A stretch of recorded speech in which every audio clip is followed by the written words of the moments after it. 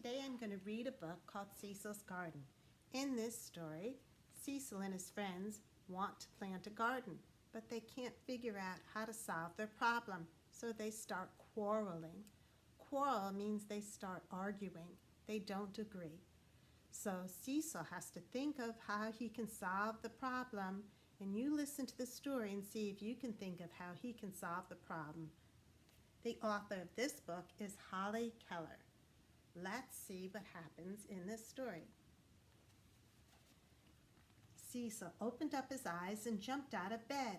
It was the day he was going to help Jake and Posy plant the vegetable garden. He stuck his nose outside and took a deep breath.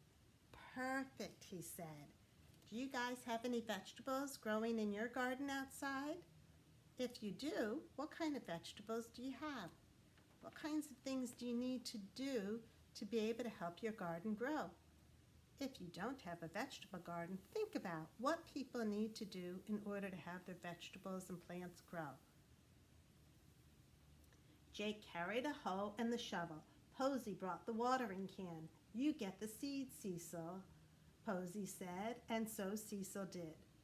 Jake turned over the soil and Posy dug all of the rows for the seeds. They counted the rows. 1, 2, 3, 4, 5. It was going to be a beautiful garden. Cecil looked at the beautiful pictures of the seed packets. We have carrots, peas, beans, lettuce, Brussels sprouts, and squash. They have 6 packets. "That's 6 kinds of seeds," said Jake, "and the garden is only big enough for 5 rows. "Nobody likes Brussels sprouts," said Posy, "so we don't have to plant those." "But I like Brussels sprouts," Jake said. "We can leave out the squash. I don't like that." "But I love squash," said Cecil. "So do I." "I know," said Posy. "Let's plant 2 vegetables in 1 row. How about if we plant carrots with the peas?" "That sounds good," said Cecil. But Posy shook her head. "I think it should be beans and lettuce."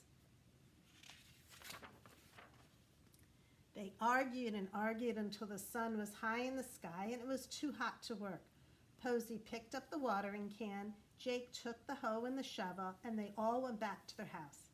Cecil was still holding the seeds because they hadn't planted anything. He was so disappointed. When he was feeling better, Cecil decided to take a walk. A bird was singing, and Cecil started to sing too. "I think I'm going to go visit Mouse," he said to himself, and he started down the path. He went around a curve and squeezed through some tangled bushes, and he was very surprised to find himself standing in front of a saucepan. Mouse and some of his friends were in it. The pan was full of bath toys, and the mice were making a terrible, terrible racket. That means a lot of noise. "Hello, Mouse," he shouted. "What are you doing?" "We're taking a bath," Mouse yelled. "What does it look like?" "But you don't have any water in the saucepan." "No," Mouse yelled back. "We had to dump it out." "Can you take a bath without any water in the bathtub? Only with the toys?" Cecil giggled, and Mouse climbed out of the pan. "You can think it's funny, Cecil," Mouse said, "but it isn't. We try to take a bath every Saturday. And every Saturday it's always the same thing. We fill the pan with water, then we get all of our toys, but after we put the toys in, there's never any room for us. So since we can never agree on which toys to take out, we always have to take out the water. And then we all fit in," said one of the other mice, "but we don't get very clean." So what do you think they could do if they go and try and take a bath every day, every Saturday, and they put in the water, and then they put in all their toys, and then they climb in, but then there's not room for all of them. So they take out the water, but then they don't get clean. So what could they do to be able to take a bath in a better way? Think if you can find a solution for that. Let's see what happens in this story now. Oh dear, said Cecil, trying not to laugh. Maybe next Saturday you'll think of a better idea. I doubt it, said Mouse, and Cecil helped him go back into the pan. Maybe it's not the best time for a visit, said Cecil. I'll come back on a different day, and I'm going to go to Mole's house instead. When Cecil got to Mole's house, he knocked on the door. There wasn't any answer, so he opened up the door crack and he peeked in. It was dark inside, and the Mole family was still in their pajamas. Angus was standing in front of the clock, and he was looking so carefully at the clock. "Hello, Angus," said Cecil in a kind of whisper. "Why are you still in your pajamas? It's such a nice morning." Angus jumped because he hadn't seen Cecil come in. "It's morning," Angus said. "Yes," said Cecil. "Well, no," he corrected himself. "It's really almost lunchtime." "I was sure it was time to get up," Angus said, "but it's too dark in here to see the clock." So if it's too dark in there, what could he do to be able to see the clock to know that it's time to get up? Violet giggled. "Even if you could see the clock, Angus," she said, "you don't know how to tell time." "I don't need to tell time," Angus protested. "I always know in my bones when it's time to get up." "Well, I always know in my bones when it's time to get back into bed," said Violet, and she pulled the blankets up to her nose. "Maybe we should eat breakfast," said Margaret, because she was getting hungry. "There's no point in eating breakfast if it's time for lunch," Angus said. Cecil was getting a headache from them arguing with each other. All this quarreling seems to be such a foolish waste of time. The mice are quarreling, the moles are quarreling. It's a beautiful day outside. "It's a waste of time," said Violet from under the covers, "but we're not in any hurry, so we have plenty of time."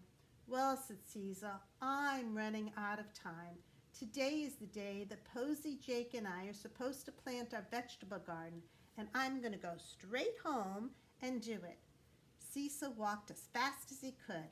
"How beautiful our garden will be," he thought. Have you thought of a way that they can plant all of those 6 packets of vegetables in the garden that had 5 rows? Did you think of a solution to their problem? It seems like Cecil has thought of a solution. Let's see what he thought of. "Where have you been?" asked Jake when Cecil came through the door. "I was visiting neighbors," Cecil answered, and he went to go and get the seeds and a toolbox. "Where are you going now?" asked Posy. "I'm going to the garden. You bring the watering can, and Jake, you bring the shovel and the hoe." When they got to the garden, Cecil started to work on the fence. He moved the 2 posts and added some more wires so the garden would be bigger. "There," he said when he finished. "Now we have room for everything. There's nothing to quarrel about, and we don't have any more time to waste another minute." Posy and Jake agreed that was a very good solution. So what did Cecil do to be able to solve their problem? What did he do to the garden? Do you see how he made it bigger? So now they have 1, 2, 3, 4, 5, 6 rows, and each packet of seeds is going to be planted in each row. They planted the seeds until the sun was setting pink and orange over the meadow. By the middle of the summer, the garden was full of beautiful, yummy, delicious vegetables. Cecil made a pot of stew and invited the mice and moles to lunch. Mouse wrote a note saying they were really still too dirty to come to a party, and the moles sent regrets because they just couldn't find the time. So did the moles and the mice find a solution to their problem yet? Nope, they didn't, but Cecil and his friends did. So Posy, Jake, and Cecil ate all the stew to themselves. And it was very good. The end. I hope you enjoyed that story.